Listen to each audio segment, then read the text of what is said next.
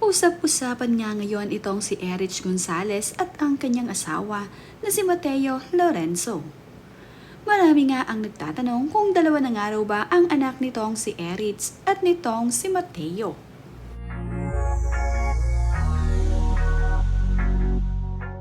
Naging usap-usapan nga sa social media ang post ng isang pari kung saan nga nakasaad na siya ang nagbinyag sa unang anak ni na Erich Gonzalez at ng asawa nito na si Mateo Lorenzo.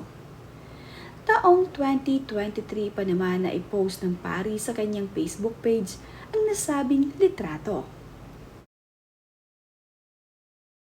Ayon nga sa post ni Frankie Mabanta sa kanyang ibinahaging larawan sa naganap na binyag ng anak ni Erich at Mateo ay 3 generations, accompanying the family in the Christian faith through the sacraments. Today, I baptize Jose Mateo. He is the son of Mateo Lorenzo and Erich Gonzalez Lorenzo. I baptized Mateo, his father, in 1992, 31 years ago.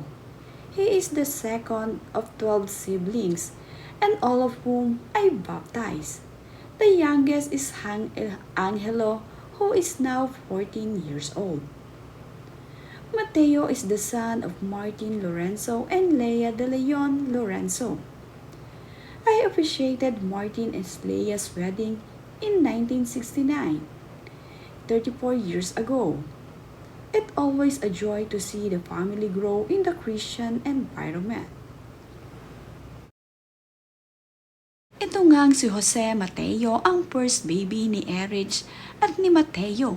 Isinunod naman sa pangalan ni Mateo ang pangalan ng kanyang anak kaya ito ay pinangalanan niyang Jose Mateo. Hindi naman nakaligtas sa mga netizens ang isa pang baby na nakita nila noong kasal ni Claudia at Basti.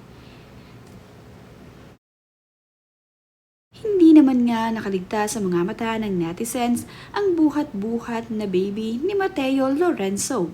Ito nga ay inakala ng netizens na second baby nila ni Erich Gonzalez. Hindi naman nagsasalita itong si Erich Gonzalez at itong si Mateo kung ito nga ay talagang second baby nila. Pero ito nga ang hinala ng mga netizens. Dalawa na nga ang anak ni Erich Gonzalez. Ang isa nga ay isinilang noong taong 2023 na bininyagan nga ng isang pari na sabi nga ay itong si Frankie Mabanta. Ngayon nga ay sinasabi ng mga netizens na dalawa na ang anak nito.